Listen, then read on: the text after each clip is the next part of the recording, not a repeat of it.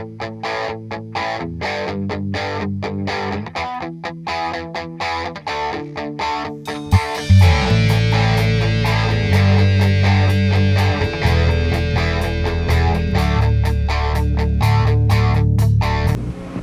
mormonismo ensina que trilhões de planetas espalhados através do cosmos são governados por inúmeros deuses que um dia foram humanos como nós. Dizem que há muito tempo atrás, em um destes planetas, um deus desconhecido e uma de suas esposas, deusa, conceberam uma criança espírito chamada Elohim. A criança espírito, mais tarde, nasceu de pais humanos que lhe deram um corpo físico. Através de obediência ao ensino mórmon e morte e ressurreição, ele se provou digno e foi elevado à divindade como seu pai fora antes dele. Os mórmons creem que Elohim é seu pai celestial e que ele mora com suas muitas esposas deusas em um planeta perto de uma estrela misteriosa chamada Kolab. Aqui os deuses do mormonismo e suas esposas, através do sexo celestial, eternamente produzem bilhões de crianças espírito. Para decidir seu destino, o chefe dos deuses mórmons convocou um grande concílio celestial. Os dois filhos mais velhos de Elohim estavam ali, Lúcifer e seu irmão Jesus. Um plano foi apresentado para construir o planeta Terra, onde as crianças espírito iriam obter seus corpos mortais e aprenderem o bem e o mal. Lúcifer ficou de pé e fez a sua proposta de se tornar o salvador deste mundo novo. Querendo a glória para si mesmo, ele planejou forçar todos a se tornarem deuses. Opondo-se à ideia, o Jesus dos Mórmons sugeriu dar ao homem livre arbítrio como nos outros planetas. Em votação, aprovou-se a proposta do Jesus dos Mórmons que se tornaria o salvador do planeta Terra. Irado, Lúcifer maliciosamente convenceu 1/3 dos espíritos destinados à Terra para guerrear com ele numa revolta. Assim, Lúcifer se tornou o diabo e os seus seguidores demônios. Enviados ao mundo, foi-lhes negado possuírem corpos de carne e osso. Aqueles que permaneceram neutros na batalha receberam a maldição de nascerem com a pele preta. Assim os mórmons explicam a raça negra. Os espíritos que lutaram mais valentemente contra Lúcifer seriam as pessoas de pele mais alva ou branca e agradável, como o livro dos Mórmons os descreve. Os antigos profetas mórmons ensinavam que Elohim e uma das suas esposas, uma deusa, vieram à Terra como Adão e Eva, para começar a raça humana. Milhares de anos depois, Elohim, com forma humana, novamente foi para o planeta Terra, saindo da estrela base Kolab, para ter relações físicas com a Virgem Maria e dar a Jesus um corpo físico. Um dos apóstolos mórmon ensinou que depois que Jesus atingiu a maturidade, ele teve pelo menos 3 esposas, Maria, Marta e Maria Madalena. Através dessas esposas, o Jesus dos Mórmons supostamente foi pai de algumas crianças antes de ser crucificado. O fundador do mormonismo, Joseph Smith, se autoproclamou um dos seus descendentes. De acordo com o livro dos Mórmons, depois de sua ressurreição, Jesus veio para as Américas para pregar aos índios, que os mórmons creem ser realmente israelitas. Assim, o Jesus dos Mórmons estabeleceu sua igreja nas Américas da mesma maneira que na Palestina.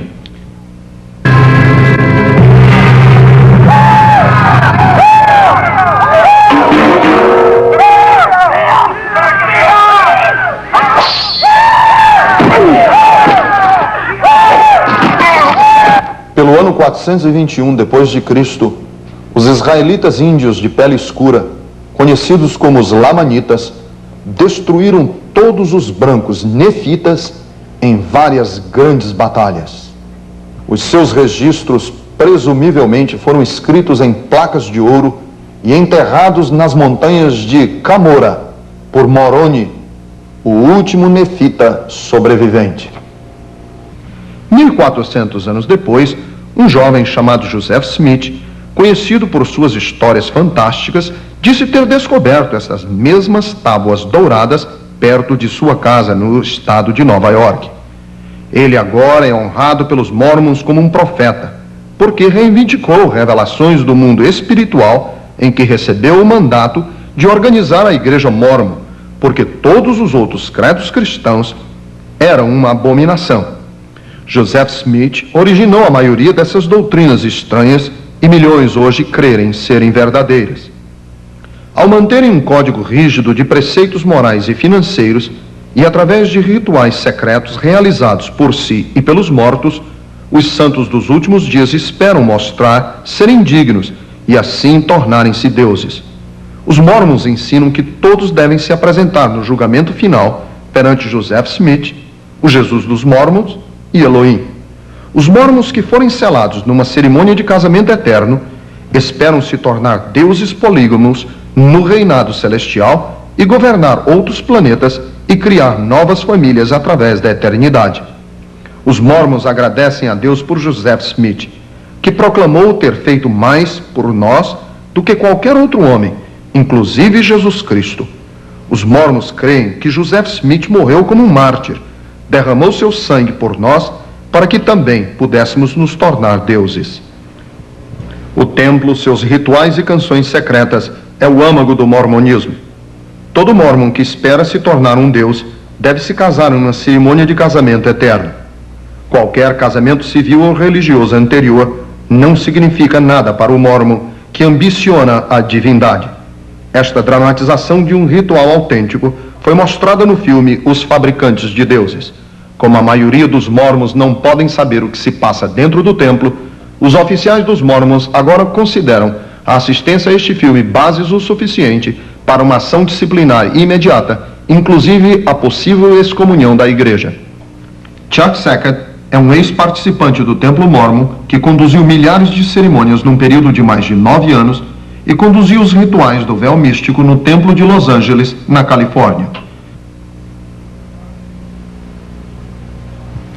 Depois de entrar no templo, os homens e as mulheres são separados.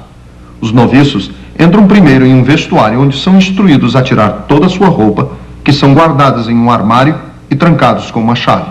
Seus corpos nus são cobertos com um lençol em forma de um poncho chamado de escudo.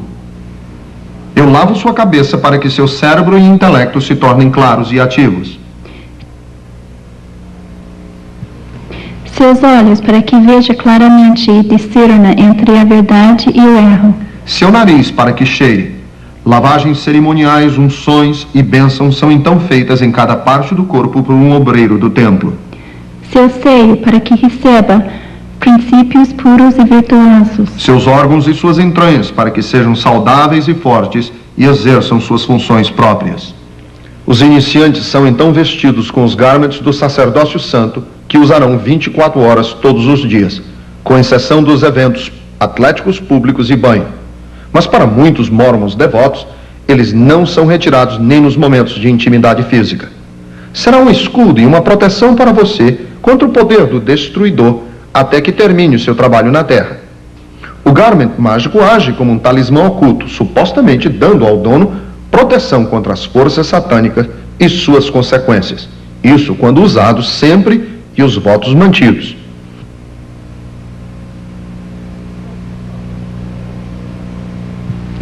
Os noviços avançam por um corredor muito bonito para uma sala onde a versão mormon da criação é apresentada em um filme.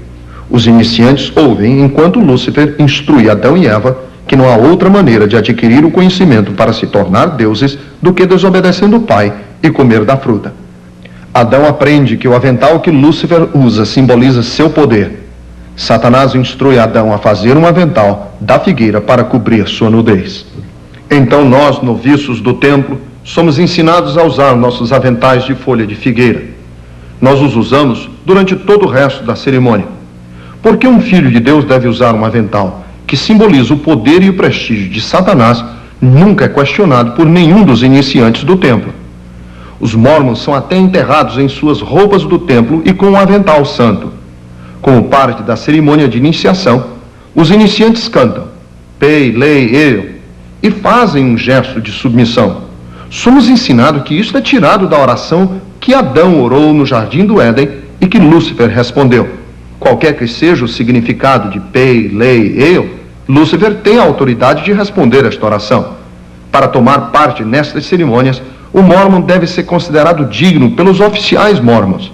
Ser digno inclui pagar seu dízimo total e se abster de café, chá, álcool, fumo e concordar em usar o garment mormon 24 horas por dia.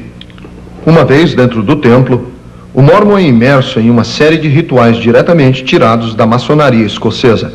Joseph Smith foi muito envolvido com a maçonaria em março de 1840. E de fato uma loja maçônica foi instalada em Nauvoo, Illinois, em março de 1842, sob seu controle e sua influência direta. Como estudei os dois assuntos, eu entendi o juramento, as palavras secretas, os nomes secretos, os gestos e as palmas especiais. Todas as coisas que fiz no mórmon e no ritual do templo vieram dos rituais escoceses. O primeiro gesto do sacerdócio arônico representa ter sua garganta cortada de orelha a orelha e ter sua língua cortada pela raiz. A execução da penalidade é feita colocando o polegar direito embaixo da orelha esquerda e levando o polegar rapidamente, atravessando a garganta em direção da orelha direita e soltando as mãos para os lados. O primeiro gesto do sacerdócio de Melquisedeque representa ter sua barriga aberta e seus órgãos e entranhas jogados no chão. As frases agora foram revisadas para serem menos ofensivas. Mesmo assim, cada noviço ainda jura um voto que, se revelar estas palavras e gestos secretos, ele concordaria em ser morto. Nenhum juramento como este existe em toda a história cristã judaica, e sim no paganismo.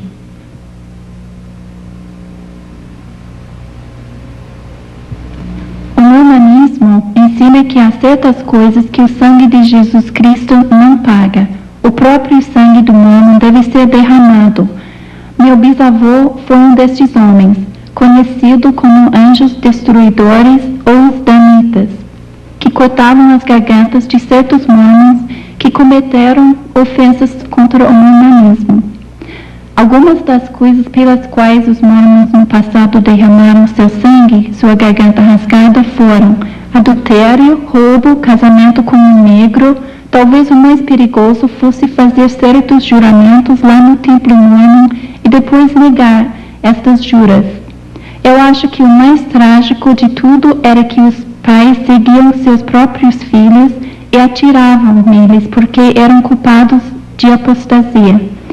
Eles tentavam sair de Salt Lake e fugir do mormonismo. Os mormons não podem mais praticar o derramar de sangue ou a poligamia por causa das leis da terra, mas esperam algum dia poder voltar a estas práticas. Irmão Pratt, tendo autoridade, impomos nossas mãos sobre sua cabeça por John Campbell, que está morto. Por mais incrível que possa parecer, rituais em templos idênticos a estes são feitos tanto pelos mortos como pelos vivos, com alguém substituindo o morto.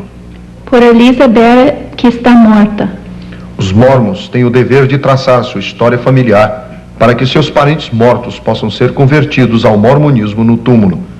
E por isso que a igreja possui e opera o maior centro do mundo de árvores genealógicas na cidade de Salt Lake. A esposa de Chuck Sackett, Dolly, era uma especialista em pesquisa genealógica para a igreja mormon, que ajudou milhares de pessoas a descobrir seus parentes mortos. Durante meus anos como uma consultora genealógica mormon, fui visitada regularmente pelo que eu cria ser os espíritos de meus parentes mortos. Por causa da intensidade de minhas experiências, eu desprezava as advertências bíblicas contra comunicações com os mortos, nunca nem mesmo considerando que eles eram, na verdade, demônios ou espíritos familiares. Já que eu queria ser literalmente a salvadora deles e que sua salvação eterna dependia de mim, eu precisava permanecer digna do templo, custe o que custasse. O que é requerido? Os nomes secretos e gestos místicos do sacerdócio de Melquisedeque Mormon são demonstrados pelo noviço ao obreiro, representando o Senhor por detrás do véu. Apresente-a no véu e o pedido dela será atendido.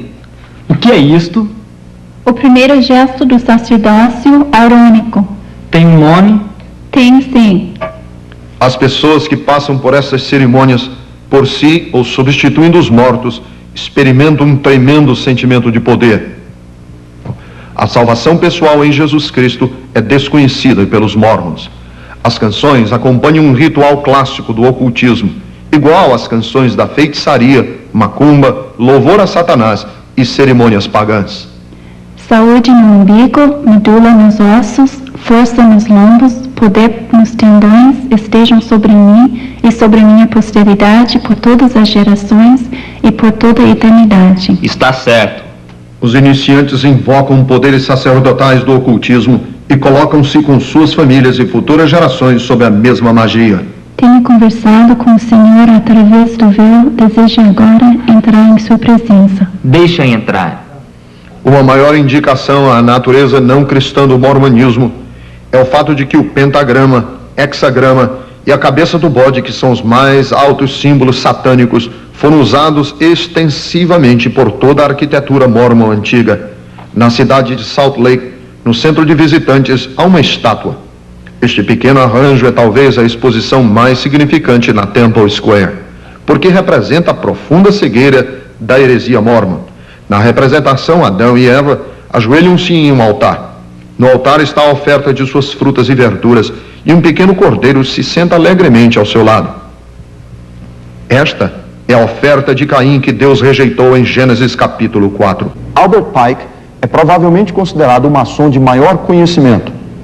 Pike alcançou o 33º grau e ocupou posição de grão-mestre do Diretório Central de Washington, venerável do Supremo Concílio de Charleston e venerável da Maçonaria Livre Universal. Seu trabalho mais conhecido é Morais e Dogma.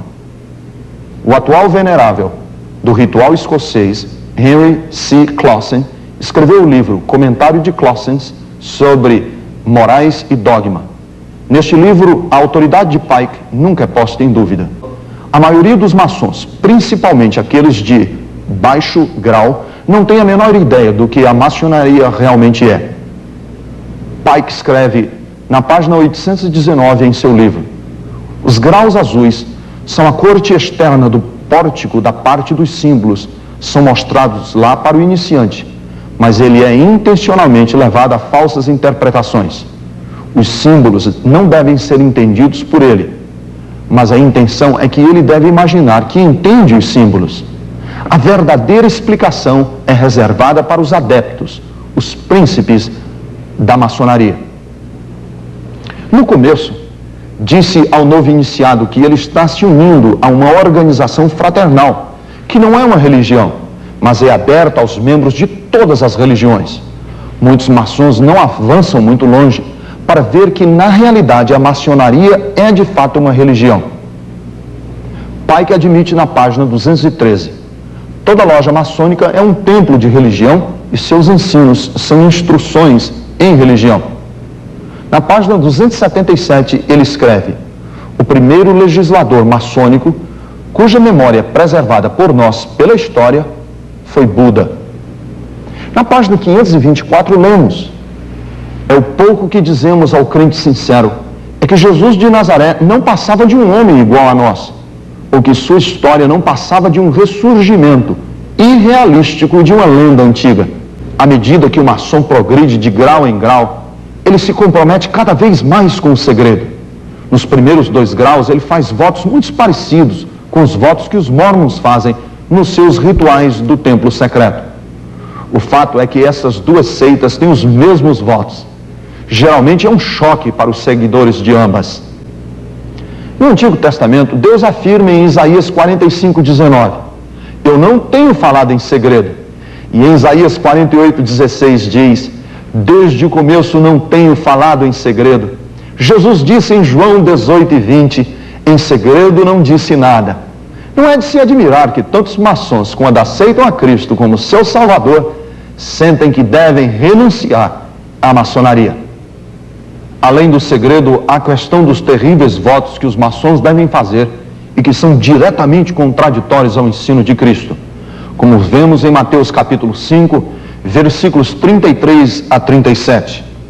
Mas também ouvistes que foi dito aos antigos: não jurarás falso, mas cumprirás rigorosamente para com o Senhor os teus juramentos. Eu, porém, vos digo: de modo algum jureis, nem pelo céu por ser o trono de Deus, nem pela terra por ser o estrado dos seus pés, nem por Jerusalém por ser a cidade do grande rei. Não jures pela tua cabeça, porque não podes tornar um cabelo branco ou preto. Seja, porém, a tua palavra sim, sim, não, não. O que disso passar vem do maligno. O grande evangelista cristão Charles Finney, em seu livro Caráter, Postulados e Práticas da Maçonaria Livre, lembrou o fato de que há pelo menos 7 execuções documentadas de maçons pelos seus irmãos de loja. William Morgan, que foi assassinado por divulgar os segredos da loja em 1826, é provavelmente o mais famoso caso. Morgan escreveu o que agora é conhecido como a Livre Maçonaria Exposta, dando todos os detalhes dos rituais e votos dos primeiros 3 graus. Sabemos que ele foi raptado e assassinado pelos maçons por causa da sua confissão no leito de morte de um dos assassinos e da confissão particular de um cúmplice. Capitão Morgan foi preso aqui, em Old Fort, Niagara, Nova York, por alguns dias, enquanto lojas de vários municípios se reuniam para decidir como silenciá-lo. Morgan foi levado para fora à meia-noite e afogado no rio Niagara. Uma percentagem muito pequena de maçons jamais alcança graus altos o suficiente para saber as verdadeiras raízes e os propósitos da maçonaria. Pike, maçonaria, fez um discurso para 23 Supremos Concílios do Mundo em 1889 na Europa e está registrado no livro escrito por Edith Starr Miller, Teocracia do Ocultismo, que pode ser visto no Museu Britânico. Diz ele: a vós, soberano grão-inspetor-geral, dizemos isto, que podeis repetir aos irmãos dos graus 32, 31 e 30 e a todos nós, iniciados de altos graus, que deveríamos manter a religião maçônica na pureza da doutrina originária de Lúcifer. Se Lúcifer não fosse Deus, então Adonai, o Deus dos cristãos, cujas obras provam sua crueldade, perfidez e ódio pelos homens, barbarismo e repulsa às ciências, os seus sacerdotes não o caluniariam? Sim, Lúcifer é Deus, diz ele. Infelizmente, Adonai também é Deus. Então Pike chega a esta conclusão. Assim, a doutrina do satanismo é uma heresia de acordo com a interpretação dos cristãos. E a verdadeira e pura religião é a crença em Lúcifer, o verdadeiro Deus, que é semelhante a Adonai. Mas Lúcifer, Deus da luz e do bem, está lutando pela humanidade contra Adonai, que é, na opinião de Pike, o Deus das trevas e do mal. Pela evidência apresentada, torna-se claro que o espírito da maçonaria não é divino, mas demoníaco. Suas características são segredo, idolatria, votos de sangue, mentira e medo, induzidos pela ameaça da morte. Jesus falou: conhecereis a verdade e a verdade vos libertará. Agora que você já sabe a verdade sobre o mormonismo e a maçonaria, não somente você está livre para compartilhar essas verdades com os que já estão presos, mas também você agora pode ser mais amoroso, sem condenação e gentil para aqueles que já foram enganados. Vamos ter muita oração e muita paciência, que são essenciais para trazer à luz aqueles que por engano aceitaram as trevas em forma de luz. Se você gostou desse vídeo, peço que deixe o seu like, compartilhe esse vídeo com mais pessoas, ative o sininho para receber as notificações